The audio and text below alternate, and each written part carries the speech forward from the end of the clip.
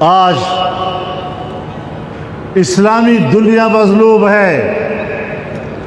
فلسطین کی سرزمین سے لے کر کشمیر اور برما تک تمام مسلمان آج آگ میں جل رہے ہیں.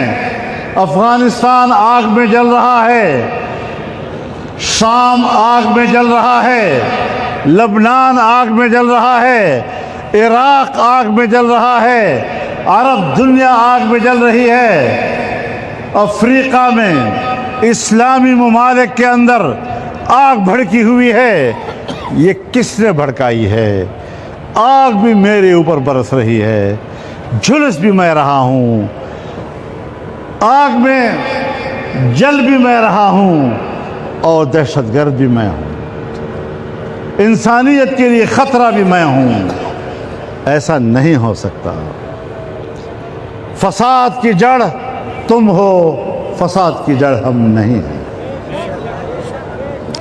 یہودیوں سے کہنا چاہتا ہوں، مسیحیوں سے کہنا چاہتا ہوں، ہم نے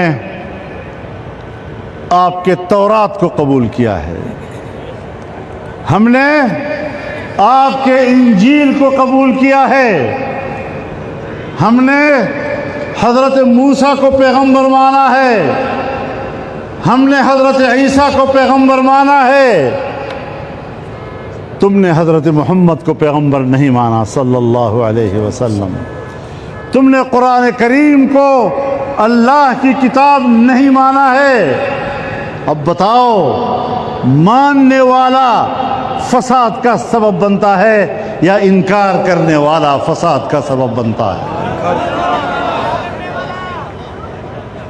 آپ کے ہاں پنچایتیں ہوتی ہیں، جرگے ہوتے ہیں، دو فریق بیٹھتے ہیں. فساد کا باعث وہ فریق ہوگا جو انکار کر کے اٹھے گا، جو ہاں کر کے اٹھے گا وہ امن کا سبب بنے گا. 2 + 2 4 کی طرح تم نے مسلمانوں پہ آگ لگائی ہوئی ہے. 1.5 سال کا عرصہ ہوا فلسطین میں 60,000 مسلمان عام شہری بمباریوں سے شہید کر دیے گئے. یہودی فسطائیت، اسرائیلی جبر و استبداد، صہیونی سفاکیت، اس نے 1.5 سال میں 60,000 مسلمانوں کا خون کیا ہے.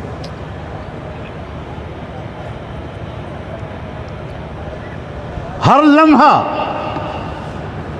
چھوٹا بچہ ہو، جوان ہو، خاتون ہو، مرد ہو، بوڑھا ہو، اس انتظار میں ہوتا تھا. بزبان حال یہ کہا کرتا تھا، غداً القی الاحبہ محمدا وصحبہ.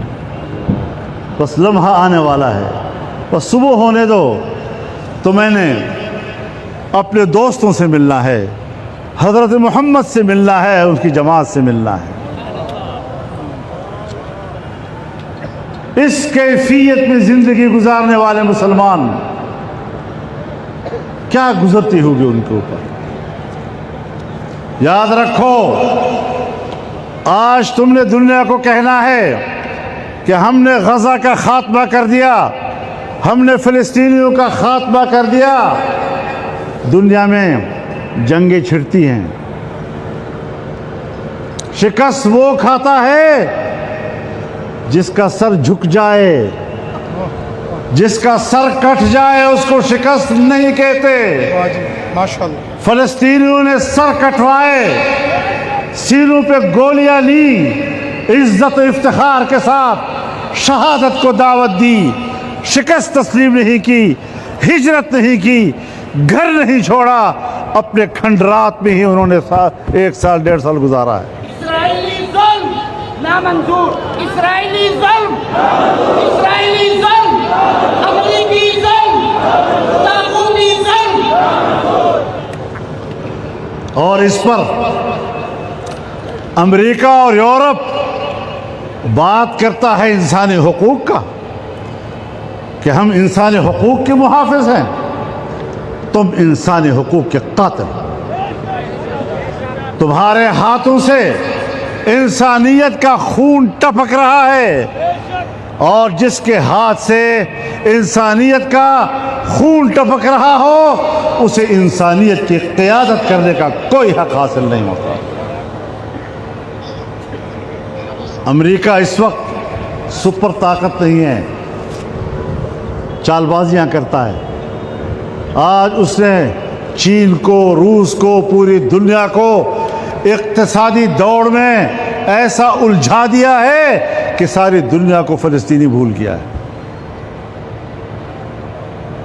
کب تک ان چال بازیوں کے ساتھ آپ اپنے جرائم پر پردہ ڈالتے ہوں گے؟ نیتنیاہو جنگی جرائم کا مرتکب ہے۔ امریکہ اور یورپ اگر اس کی حمایت کرتے ہیں تو نسل کشی میں یہ سب برابر کے مجرم ہیں۔ اور میں صرف ان کی بات نہیں کرتا، کوئی مسلمان حکمران اگر ان حالات میں بھی خاموش ہے، ان کی زبانیں گونگ ہیں، میں ان مسلمان حکمرانوں کو بھی اس جبر و استبداد کا حامی سمجھتا ہوں، اس سے لا تعلق نہیں ہو سکتے۔ امریکہ کا تو یار ہے، امریکہ کا تو یار ہے، اسرائیل کا تو یار ہے، یہودیت کا تو یار ہے۔ جمعیت علماء اسلام پوری قوم کو پکار رہی ہے، انشاءاللہ العزیز ہم تمام مکاتب فکر کو دعوت دیں گے، علماء کرام کو دعوت دیں گے، تمام مکاتب فکر یکجا ہوں اور وہ ایک متفقہ موقف لیں، قوم کے سامنے ایک متفقہ موقف لائیں۔ اور میں تجویز کروں گا اپنے اکابر کے سامنے کہ ایک ہفتے کے اندر قومی سطح کا کنونشن اسلام آباد میں بلا لیا جائے۔